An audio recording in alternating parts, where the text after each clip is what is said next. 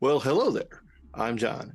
And while I usually stay behind the scenes here at the FSF PopCast, they're letting me present a 5 at 5 this month because it's Star Wars month and I had a topic that everyone else thought sounded kind of interesting, but also I'm pretty sure that this is going to get some negative feedback. So, since this topic was my idea, it seems only fair for me to be the one to receive that response.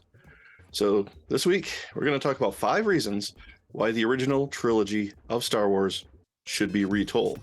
Now, keep in mind, I don't want to remake the original films. I want to retell the story of the originals. There's a difference there. It's important. So let's go ahead and get started. Number 5, Disney remakes everything. Let's be honest. Disney remakes everything they own so they can control the copyright. They've even added Steamboat Willie to the opening animation for their films so they can tie that character to their trademark, not just their copyright, and keep some control over him when he enters the public domain next year. So yeah, they're going to do it at some point.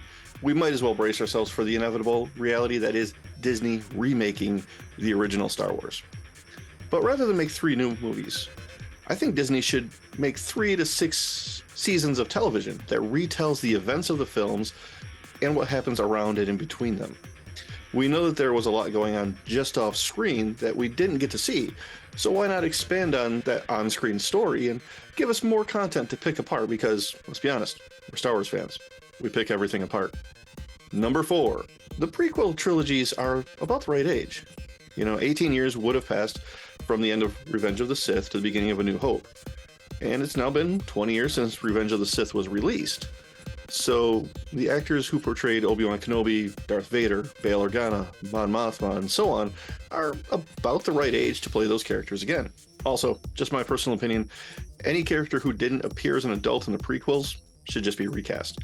No more deepfake technology. Let's give some new actors a chance to put their mark on some of the most notable roles of the modern era. Number 3, the technology is better. When we see what's been done with the volume on The Mandalorian, Andor, and other Star Wars series, in addition to how much better lightsabers look in the sequel trilogy, it's easy to see that at least visually, the stories of the original trilogy could be done a little more justice. And honestly, just look at the lightsabers in A New Hope and tell me that they stand up to modern cinematic standards. Even fan films are being made with better visuals. That's not a dig against the original films, it's just a statement of fact. And on top of that, just as a side point, the fight scenes can be done so much better now. After you leave me an angry comment, go watch Star Wars SC-38 Reimagined and tell me that isn't a better fight scene than the one George Lucas filmed back in 1977.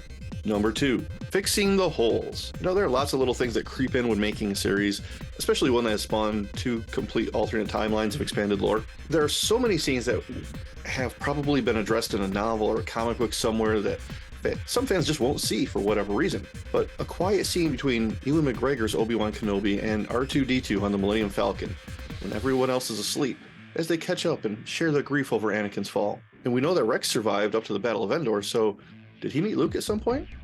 And if so, what was that moment like for both men? Maybe we could see Obi-Wan use Force Heal on Luke after the Tusken Raiders had beaten him unconscious on Tatooine. Maybe we can get a solid on-screen explanation as to who Yoda meant when he said, "There is another," as Luke left to rescue his friends on Bespin. And I know that there was a scene in the comic where Boba Fett reveals to Darth Vader that Luke Skywalker was the one who blew up the first Death Star. When Fett leaves, Vader has a rather powerful emotional response. That moment then feeds into Vader's offer to Luke on Bespin. But if you've never seen that comic, you don't get that emotional continuity. Before anyone comes at me in the comments about there being no point to making movies or shows based on the novels or comics because the story's already been told, I know there is a decent-sized group of Star Wars fans who just wanted the original Zahn novels to be made into the sequel trilogy. Pick a direction, guys. Pick a direction. Anyway, there are a lot of little details that could be fixed and possibly even improved upon, incorporating new lore and the process of retelling the original trilogy. Number 1, the big enchilada. Star Wars is folklore. And the thing about folklore is that it gets retold for new generations, and details change for each of those subsequent generations. Now we're coming up on the 50th anniversary of A New Hope, which means that the youngest people who saw it when it was first released are probably grandparents now. I don't want to see the original films remade. They should sit in a place of honor because that's where this all began. But I think that for the reasons we've already gone into, they could be adapted for a new generation, the grandchildren and great-grandchildren of the original fans, and give the entire franchise some new life. So those are my 5 reasons why the original trilogy should be retold, but definitely not remade. What do you think? I'd love to hear from you in the comments. I'm probably going to hear from you in the comments.